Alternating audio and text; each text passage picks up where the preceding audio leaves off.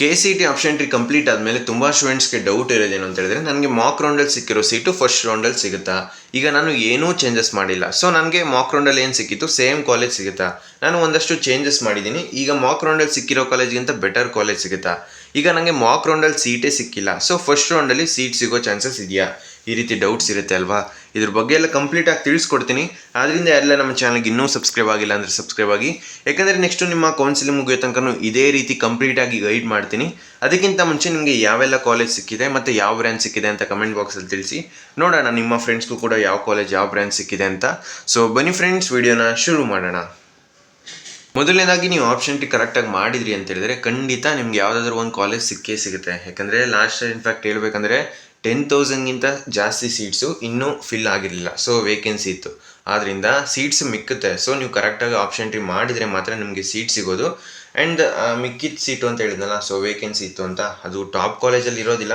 So tyre 3 ಅಥವಾ tyre 2 college ಆಗಿರ್ಬೋದು. ಅದರಿಂದ ಕರೆಕ್ಟಾಗಿ ಆಪ್ಷನ್ ಟಿ ಮಾಡಿದರೆ ಖಂಡಿತ ನಿಮಗೆ ಕಾಲೇಜ್ ಸಿಕ್ಕೇ ಸಿಗುತ್ತೆ. ಇನ್ನೊಂದು ಇಂಪಾರ್ಟೆಂಟ್ ವಿಷಯ, ನಿಮ್ಮ ರ್ಯಾಂಕ್ ತಕ್ಕಂತೆ ಯಾವ ಕಾಲೇಜ್ ಸಿಗ್ಬೋದು ಅಂತ ತಿಳ್ಕೊಬೇಕಂದ್ರೆ ಲಿಂಕ್ ಡಿಸ್ಕ್ರಿಪ್ಷನ್ಲಿ ಕೊಟ್ಟಿರ್ತೀನಿ. ಏನಿಲ್ಲ, ಅಲ್ಲಿ ಜಸ್ಟ್ ನಿಮ್ಮ ನೇಮು ಮತ್ತು ನಿಮ್ಮ KCET ರ್ಯಾಂಕು ಮತ್ತು ನಿಮ್ಮದು ಯಾವ ಕೆಟಗರಿ ಮತ್ತು ನಿಮ್ಗೆ ಯಾವೆಲ್ಲ ಬ್ರಾಂಚಸ್ ಬೇಕೋ ಅದನ್ನು ಸೆಲೆಕ್ಟ್ ಮಾಡಿದ್ರೆ ಫ್ರೀಯಾಗಿ ಲಾಸ್ಟ್ ಇಯರ್ ಪ್ರಕಾರ ನಿಮಗೆ ಯಾವೆಲ್ಲ ಕಾಲೇಜ್ ಸಿಗ್ಬೋದು ಅಂತ ಪ್ರೆಡಿಕ್ಟ್ ಮಾಡ್ತಾರೆ. ಲಿಂಕ್ ಡಿಸ್ಕ್ರಿಪ್ಷನ್ಲಿ ಕೊಟ್ಟಿರ್ತೀನಿ, ಹೋಗಿ ಕ್ಲಿಕ್ ಮಾಡಿ ಚೆಕ್ ಮಾಡಿ. ಈಗ ವಿಡಿಯೋನ ಕಂಟಿನ್ಯೂ ಮಾಡೋಣ. ಸೊ ತುಂಬ ಸ್ಟೂಡೆಂಟ್ಸ್ಗೆ ಡೌಟ್ ಇರೋದೇನು ಅಂತ ಹೇಳಿದ್ರೆ, ನಾನು ಈಗ ಮಾಕ್ ರೌಂಡಲ್ಲಿ ಏನೂ ಚೇಂಜಸ್ ಮಾಡಿಲ್ಲ. ಸೊ ನನಗೆ ಮಾಕ್ ರೌಂಡಲ್ಲಿ ಏನು ಸಿಕ್ಕಿತ್ತು ಅದೇ ಒಂದು ಕಾಲೇಜು ಫಸ್ಟ್ ರೌಂಡಲ್ಲಿ ಸಿಗುತ್ತಾ? ಈ ರೀತಿ ಡೌಟ್ಸ್ನ ಕೇಳ್ತಾ ಇದ್ದೀರಲ್ವಾ? ಸೊ ನಿಮಗೆ ಸಿಗೋ ಚಾನ್ಸಸ್ಸು ಇದೆ, ಬಟ್ ಚೇಂಜ್ ಆದರೂ ಆಗ್ಬೋದು. ಯಾಕಂದರೆ ನೀವೇನು ಚೇಂಜಸ್ ಮಾಡಿರಲ್ಲ, ಬಟ್ ಬೇರೆ ಸ್ಟೂಡೆಂಟ್ಸು ಚೇಂಜಸ್ನ ಮಾಡಿರ್ತಾರೆ. ಸೊ ಆ ಒಂದು ರೀಸನಿಂದ ನಿಮಗೆ ಮಾಕ್ ರೌಂಡಲ್ಲಿ ಏನು ಸಿಕ್ಕಿರುತ್ತೆ ಅದು ಚೇಂಜ್ ಆದರೂ ಆಗ್ಬೋದು.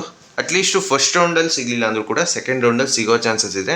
ಯಾಕಂದರೆ ಕಟ್ ಆಫು ವೇಕೆನ್ಸಿ ಇತ್ತು ಅಂತ ಹೇಳಿದ್ರೆ ಇನ್ಕ್ರೀಸ್ ಆಗೋ ಚಾನ್ಸಸ್ ಇದೆ ಅಲ್ವಾ? ಆದ್ದರಿಂದ ನೀವು ಕರೆಕ್ಟಾಗಿ ಪ್ಲ್ಯಾನ್ ಮಾಡಿಕೊಂಡು ಚಾಯ್ಸ್ ಇಂಟರ್ವ್ಯೂ ಬಗ್ಗೆ ಎಲ್ಲ ತಿಳ್ಕೊಳ್ಳಿ. ಆವಾಗ ನಿಮಗೆ ಯಾವುದೇ ರೀತಿ ಕನ್ಫ್ಯೂಷನ್ಸ್ ಇರಲ್ಲ. ಓಕೆನಾ?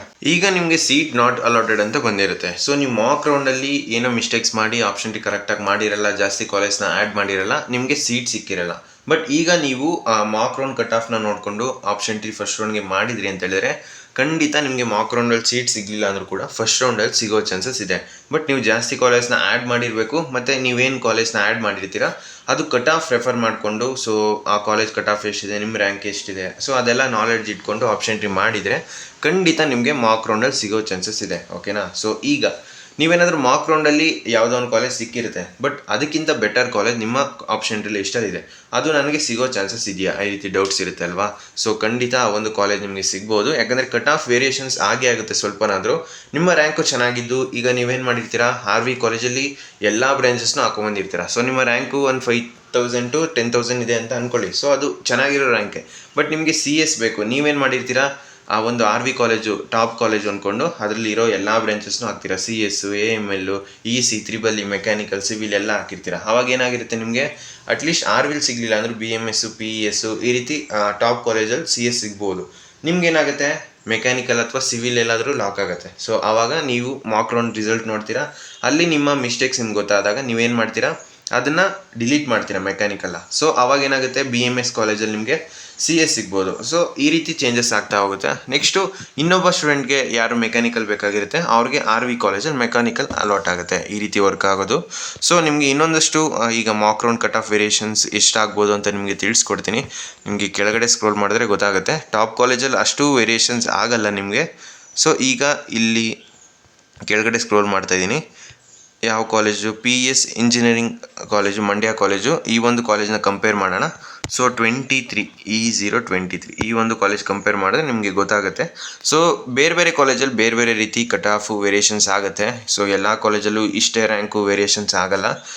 ಮತ್ತು ಕಟ್ ಆಫ್ ವೇರಿಯೇಷನ್ಸ್ ಆದರೂ ಆಗ್ಬೋದು, ಆಗದೇ ಇದ್ರೂ ಇಲ್ಲ. ಸೊ ಅದೆಲ್ಲ ನಿಮ್ಮ ಎಷ್ಟು ಜನ ಸ್ಟೂಡೆಂಟ್ಸು ಆ ಒಂದು ಕಾಲೇಜ್ನ ಹಾಕಿರ್ತಾರೆ ಅದ್ರ ಮೇಲೆ ಡಿಪೆಂಡ್ ಆಗಿರುತ್ತೆ. ಓಕೆನಾ?